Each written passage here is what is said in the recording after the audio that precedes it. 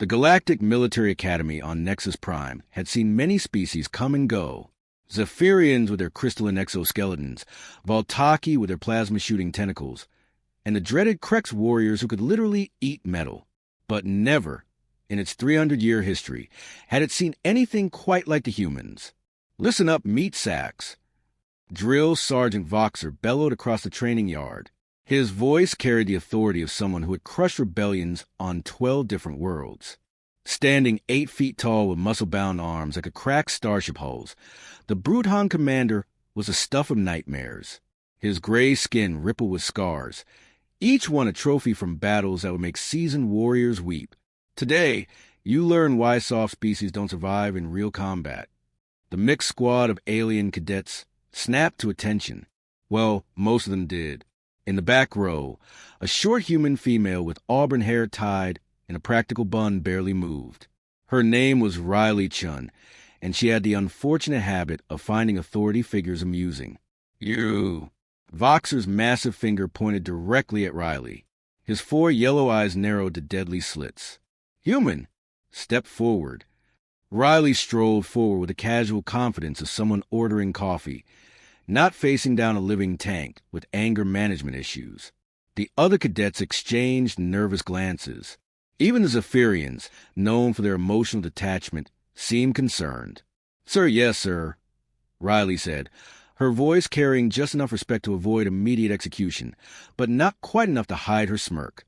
Voxar studied her, like a predator examining prey. At 5 feet 4 inches, Riley looked like a child next to his towering frame.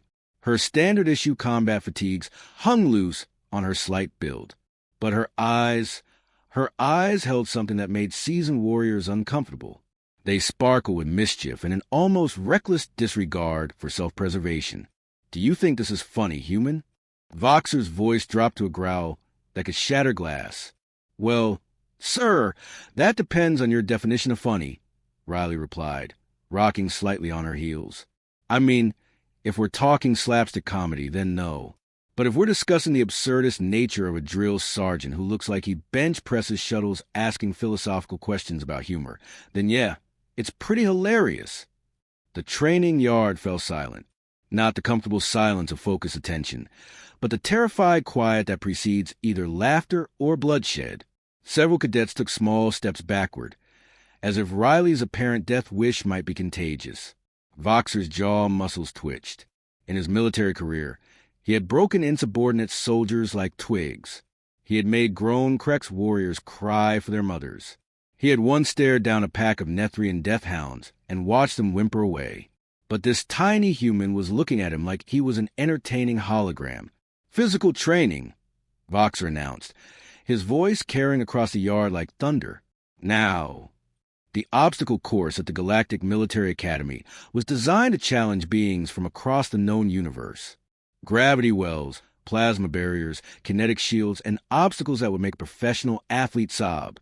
Most species needed at least 6 months of training before attempting it without protective gear.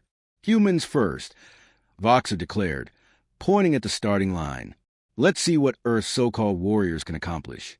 Riley and her 3 human squad mates lined up. Marcus Johnson, a former Marine from Detroit, cracked his knuckles. Sarah Williams, who had grown up rock climbing in Colorado, stretched her shoulders. Jake Turner, a parkour enthusiast from London, bounced on his toes. And Riley was still smiling. "Begin," Voxar roared. What happened next would be discussed in military academies across the galaxy for decades to come.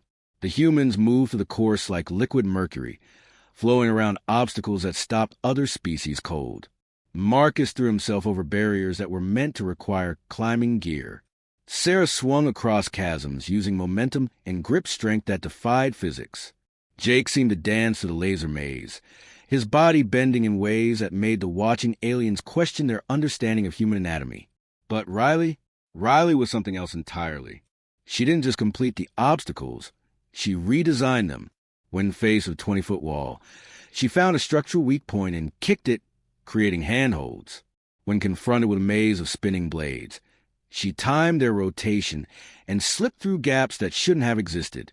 When the gravity will try to pin her to the ground, She used the artificial weight to build momentum for an impossible leap. The alien cadets watched in stunned silence. Voxar's 4 eyes tracked Riley's progress with growing disbelief. This wasn't just athletic ability. This was something approaching supernatural. Riley finished the course in a time that broke 3 existing records, then jogged back to the starting line like she had been out for a casual walk. She wasn't even breathing hard.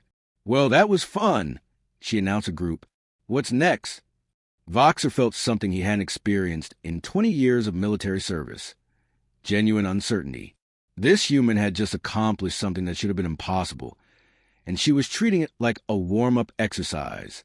"Combat training," he growled, leading the group toward the sparring arena.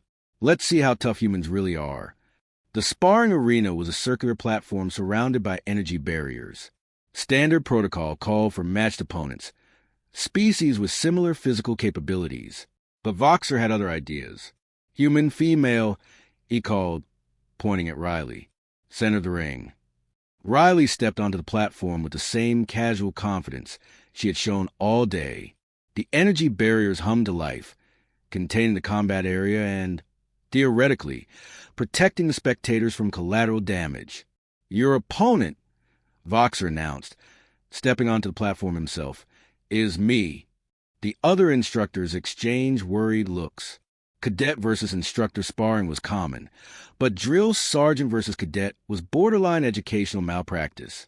Voxar outweighed Riley by at least 200 pounds of pure muscle and bone. His species were known for their incredible durability and strength. This wasn't training. It was a demonstration designed to humble a cocky human. "Sir," Riley said, settling into a relaxed fighting stance, "I should probably mention that I have 3 older brothers and grew up in a neighborhood where conflict resolution meant whoever could still walk afterward won the argument." "Talk less. Fight more," Voxar rumbled, raising his massive fists. He came at her like a charging rhino, all power and intimidation. His first swing could have punched through armor plating. It would have pulverized a normal human skull. Riley ducked under it so smoothly that Voxar's fist whistled through empty air. "Ooh, close one," she commented cheerfully, dancing backward. "You might want to work on your accuracy there, big guy." Voxar snarled and launched a combination of punches that would have flattened a small building. Riley slipped between them like smoke, occasionally patting his arm in an almost friendly manner as his strikes missed by inches. "You're really committed to this whole intimidating monster thing, aren't you?" she asked, easily avoiding another haymaker. "I respect that level of dedication to a character." The watching cadets were transfixed. They had expected to witness Riley's swift and brutal defeat, followed by a lecture about respecting superior officers. Instead, they were watching something that looked suspiciously like a cosmic joke. Voxar's frustration grew with every missed punch. His species were bred for war, designed for dominance. He had never, not once, failed to land a blow on an opponent in single combat. The fact that this tiny human was making him look foolish in front of his own cadets was beyond infuriating. "Stand still and fight," he roared, throwing his entire body into a massive overhead strike. "But this is so much more entertaining," Riley replied, stepping aside at the last possible second. Voxar's fist crashed into the arena floor with the force of a meteor impact. The reinforced metal cracked and buckled. Dust and debris filled the air. When it cleared, there was a crater where his hand had landed. "Impressive," Riley said, genuinely appreciative. "I bet that move works great against stationary targets." That was the moment Voxar made his first real mistake. Rage overrode training. Pride conquered tactical thinking. Instead of reassessing his opponent and adjusting his strategy, he decided to end the fight with brute force. He lunged forward, both hands reaching to grab Riley in a crushing bear hug that would snap her spine. It was a move that had ended dozens of fights, a technique that relied on overwhelming strength and reach. Riley saw it coming from a mile away. Time seemed to slow as she processed her options. She could dodge left, dodge right, or duck low. All safe choices. All predictable responses. Instead, she stepped forward, directly into Voxar's charge. As his massive arms wrapped around empty air where she should have been, Riley pivoted on her left foot and drove her right elbow upward with every ounce of strength, leverage, and momentum she could generate. It was a strike taught in 1,000 human martial arts schools, refined by centuries of conflict, and powered by the casual malice of someone who had grown tired of being underestimated. Her elbow connected with the underside of Voxar's jaw at the exact moment his forward momentum peaked. The sound was like a gunshot in confined space of the arena. Voxar's forward charge stopped as if he had run into a solid wall. His eyes rolled back in his head, and all 8 feet of alien muscle and attitude toppled backward like a felled tree. The arena fell silent, except for the gentle hum of the energy barriers and the soft sound of Voxar's unconscious snoring. Riley looked down at the fallen drill sergeant, then up at the stunned faces of her fellow cadets. She flexed her right arm experimentally and winced slightly. "Well," she announced to the crowd, "I think I might have bruised my elbow." The silence stretched for another heartbeat. Then Marcus started laughing. Not the polite chuckle of someone trying to defuse tension, but the deep, helpless laughter of someone who had just witnessed the impossible. Sarah joined in, followed by Jake, and within seconds, every human in the arena was doubled over with mirth. The alien cadets looked back and forth between the unconscious drill sergeant and the laughing humans, trying to process what they had just witnessed. According to every military manual in the galaxy, what had just happened was impossible. Humans were supposed to be weak, fragile, emotionally unstable creatures who compensated for their physical limitations with technology and numbers. They were definitely going to need new manuals. Riley knelt beside Voxar's unconscious form and checked his pulse. Strong and steady, which was a relief. She had been aiming to stun, not kill, but with alien physiology, you could never be completely sure. "Someone should probably call the medical team," she suggested helpfully, "and maybe start thinking about new training protocols." As if her words had broken a spell, the arena erupted into chaos. Instructors rushed onto platform to check on their fallen colleague. Cadets clustered together, whispering in dozens of languages. Medical drones descended from the ceiling, scanning Voxar for injuries. Riley stood in the middle of it all, still smiling, still radiating that casual confidence that seemed to suggest she found the entire universe mildly entertaining. What none of them knew was that news of the incident was already spreading beyond the academy. Security cameras had recorded every second of the impossible fight. Within minutes, encrypted communications were racing across the galaxy, carrying video files and breathless reports to military headquarters, intelligence agencies, and government offices on 100 different worlds. The message was simple and terrifying. The humans were not what they seemed 0.3 hours after Riley Chen's elbow introduced itself to drill Sergeant Voxar's jaw. The galaxy was having what could politely be called a collective nervous breakdown. In the crystalline spires of the Zephyrian High Command, military advisors stared at holographic displays showing the impossible combat footage. General Thyax, a being whose emotional range typically varied between mildly concerned and slightly interested, was experiencing something dangerously close to panic. "Run the analysis again," he commanded, his voice carrying harmonic overtones that made his subordinates' crystalline bodies resonate with anxiety. "Sir, we have run the analysis 47 times, replied his aide, Commander Zelith. The results remain unchanged.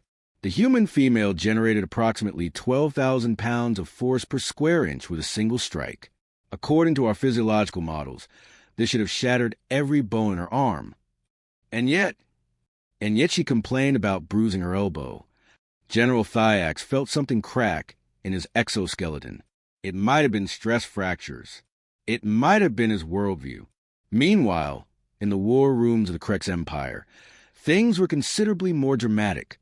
Supreme War Chief Gornak had already executed 3 intelligence officers for bringing him obviously fabricated reports. The 4th officer, wisely, had brought backup. "Show him," Officer Brooks whispered to his companion, a nervous young analyst named Quirk. Quirk activated the holographic display with trembling claws.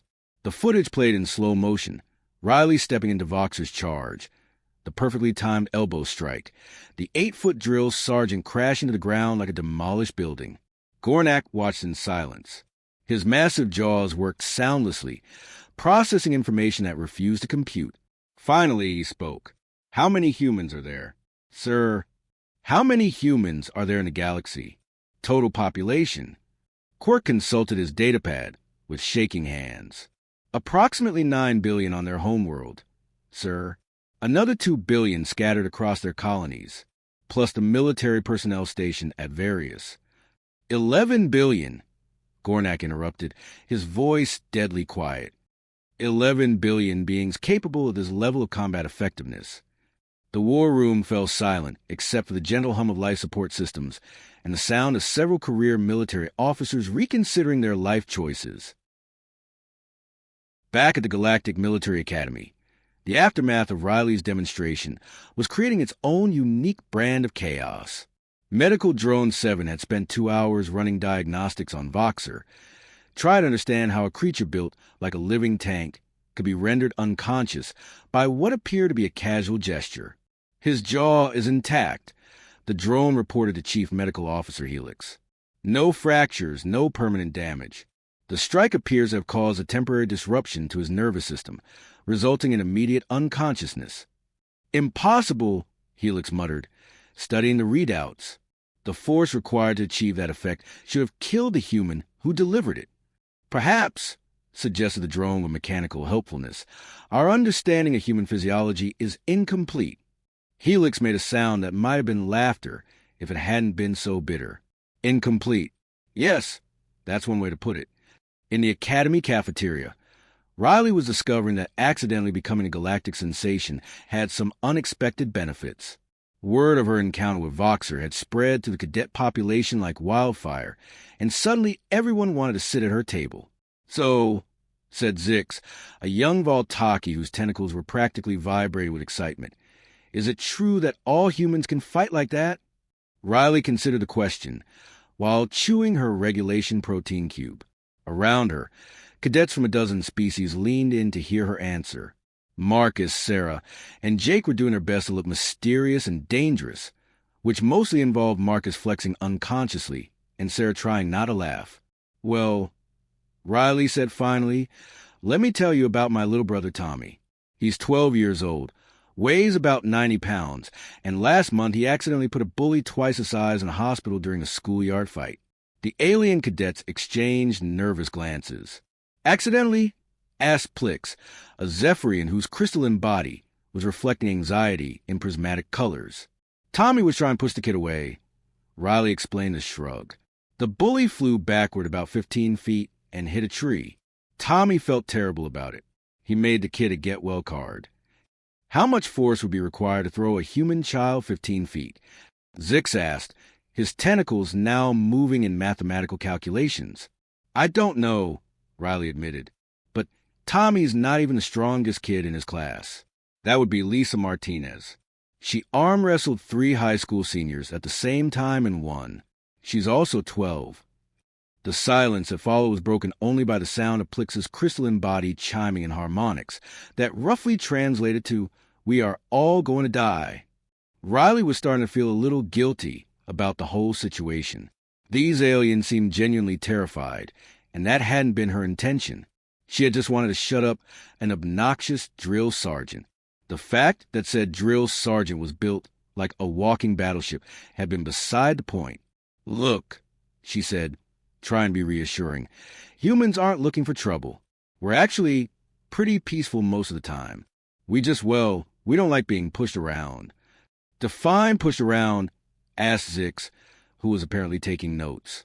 Bullied, threatened, told what to do by someone who thinks they're better than us because they're bigger or stronger or have more tentacles. Riley's voice carried a note of steel that made several cadets lean back involuntarily. We have this thing about fairness, and when someone tries to make us feel small or weak or inferior, we tend to object. Object, repeated Plix, the word chiming through his crystalline structure like a funeral bell. Strenuously, added Marcus, who had apparently decided to lean into the whole terrifying human thing. Their conversation was interrupted by the arrival of Assistant Commandant Nexus, a Voltaki administrator whose normally purple tentacles had turned an alarming shade of orange. Orange, in Voltaki physiology, indicated either extreme anger or pants-wetting terror. Given the circumstances, it was probably both. Cadet Chun, Nexus announced in a voice that shook only slightly. Report to Commandant Tyrax's office immediately. Riley sighed and stood up, brushing protein cube crumbs off her uniform.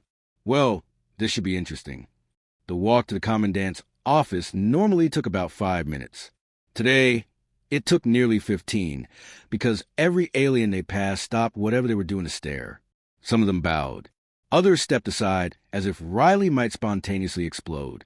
A few younger cadets actually asked for her autograph. "I'm not sure I like being famous," Riley muttered to herself as they approached the administrative complex. Commandant Tyrax's office was a monument to military authority and bureaucratic efficiency. The walls were covered with commendations, battle plans, and holographic displays showing troop movements across the galaxy. Behind a desk that could have doubled as a landing pad sat Tyrax himself, a Krex officer whose scarred hide and missing left eye testified to a long career in active combat. He was not alone. Arranged around the office like a council of war were representatives from every major military power in the galaxy. Riley recognized General Thyax from the Zephyrian delegation, Supreme War Chief Gornak from the Krex Empire, and at least 6 other species she couldn't immediately identify. Cadet Chun, Tyrax began, his voice carrying the weight of absolute authority. "Please be seated."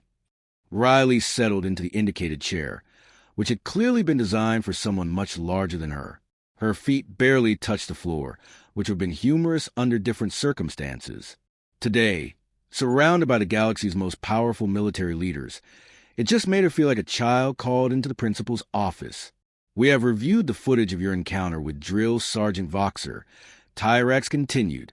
"We have also reviewed your performance on the obstacle course, your academic records, and your psychological evaluations." "Okay," Riley said, because someone seemed to expect a response. General Thyax leaned forward, his crystalline features reflecting light in patterns that suggested deep concern. "Cadet Chun, we need to ask you some questions about human capabilities. Your honest answers could prevent misunderstandings that might lead to unfortunate consequences." Riley felt a chill run down her spine. These weren't educators anymore. These were military commanders trying to assess a potential threat. And the threat, apparently, was her entire species. "What do you want to know?" she asked quietly. Supreme War Chief Gornak spoke for the first time, his voice like grinding stone. "Is what we witnessed today representative of average human combat capability?"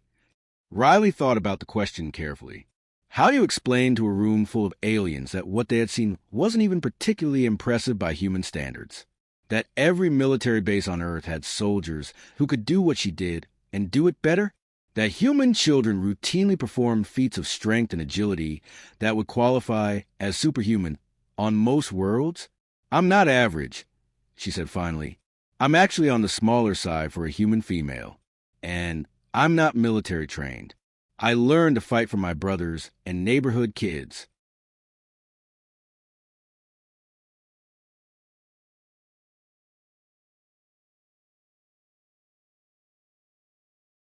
The silence that followed was deafening. Riley could practically hear worldviews crumbling.